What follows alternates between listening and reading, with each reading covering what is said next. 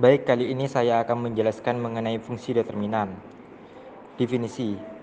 Permutasi himpunan bilangan-bilangan bulat 1, 2, 3 sampai ke n adalah susunan bilangan-bilangan bulat ini menurut suatu aturan tanpa menghilangkan atau mengulangi bilangan-bilangan tersebut. Langsung saja ke contoh soalnya, yaitu contoh 1. Ada 6 permutasi berbeda dari himpunan bilangan-bilangan bulat 1, 2, 3. Permutasi-permutasi ini adalah dari himpunan bilangan-bilangan bulat 1, 2, 3, kita bisa membuat banyak sekali permutasi, yaitu 1, 2, 3, 1, 3, 2, 2, 1, 3, 2, 3, 1, 3, 1, 2, 3, 2, 1. Sehingga dari himpunan bilangan-bilangan bulat 1, 2, 3, kita bisa membuat 6 himpunan. Salah satu metode yang mudah secara sistematik mendaftarkan permutasi-permutasi adalah dengan menggunakan pohon permutasi atau permutation tree. Contoh yang kedua, daftarkan semua permutasi himpunan bilangan bulat 1, 2, 3, 4. Kita bisa membuat permutasi dengan menggunakan pohon permutasi, yaitu kita bisa membuat 1, 2, 3, 4, 1, 2, 4, 3, 1, 3, 2, 4, 1, 3, 4, 2, dan seterusnya. Sebuah inverse atau inversion dikatakan terjadi dalam permutasi Y1 sampai JKN jika sebuah bilangan bulat yang lebih besar mendahului sebuah bilangan bulat yang lebih kecil. Jumlah inverse seluruhnya yang terjadi dalam permutasi dapat diperoleh sebagai berikut. Langkah pertama yaitu 1. Carilah banyaknya bilangan bulat yang lebih kecil dari J1 dan yang membawa J1 dalam permutasi tersebut. Yang kedua, carilah banyaknya bilangan bulat yang lebih kecil dari J2 dan membawa J2 dalam permutasi tersebut. Teruskanlah proses penghitungan ini J3 sampai ke J ke N-1. Jumlah bilangan ini akan sama dengan jumlah inverse seluruhnya dalam permutasi tersebut. Contoh, buatlah inverse dari permutasi 1, 2, 3. Dari permutasi 1, 2, 3, kita bisa membuat permutasi 1, 2, 3, 1, 3, 2, 2, 1, 3, 2, 3, 1, 3, 1, 2, 3, 2, 1. 1, 2, 1. Berdasarkan definisi, carilah banyak bilangan bulat yang lebih kecil dari J yang membawa J dalam permutasi. Di situ kan sudah terurut 1, 2, 3. Jadi inverse-nya adalah 0. Terus yang kedua yaitu 1, 3, 2.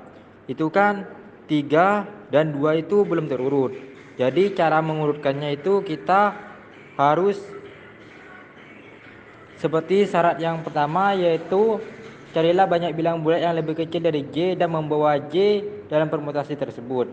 Ternyata ada 2 dan 3 di situ kan tidak urut. Jadi untuk mengurutkannya kita kan menukarkan 3 dan 2. Ternyata bisa jadi 1/3. Jadi banyak inverse-nya yaitu 1.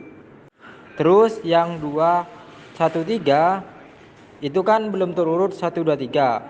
Sehingga perlu yang namanya pertukaran. Sebanyak 2 dan 2, 1 itu kan belum terurut. Jadi kita tukarkan 2 dan 1 tersebut. Jadi banyak inverse-nya yaitu 1. Terus yang 2, 3, 1. Itu kan belum terurut. Maka kita tukarkan 3 dengan 1.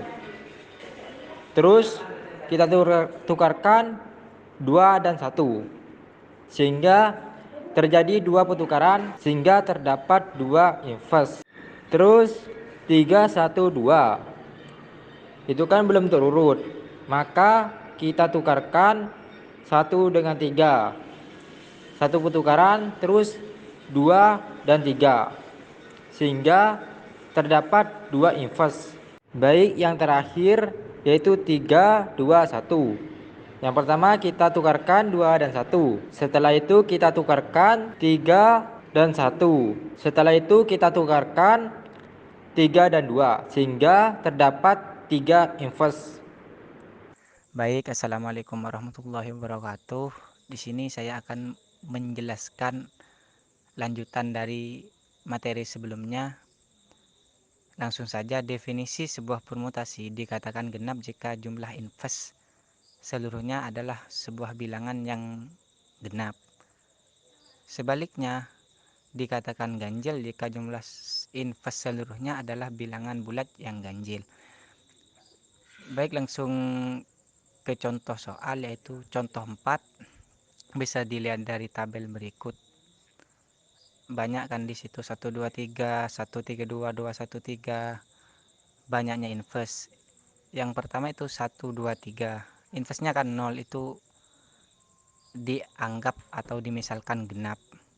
Yang nomor 2 itu 1 3 2. Itu kan tidak berurutan 1 3 2. Itu kan ada angka yang mendahului 2 3. Jadi inversnya itu 1. Kalau 1 itu kan ganjil, jadi dikatakan ganjil. Begitu. Mungkin cuma itu yang bisa saya sampaikan. Kurang lebihnya mohon maaf. Bisa dilanjutkan ke pemateri selanjutnya. Untuk selanjutnya, misalkan A adalah matriks kuadrat, fungsi determinan dinyatakan oleh det, dan kita didefinisikan det A sebagai jumlah semua hasil kali elementer bertanda dari A jumlah det A, kita namakan determinan A. Matriks kuadrat adalah matriks yang memiliki jumlah baris dan kolomnya sama. Untuk contohnya, kita pakai ordo 2 kali 2, di mana det A11, A12, A21, A22. Kita kalikan silang untuk ke kanan positif dan untuk ke kiri negatif, sehingga menghasilkan A11, A22, min A12, A21.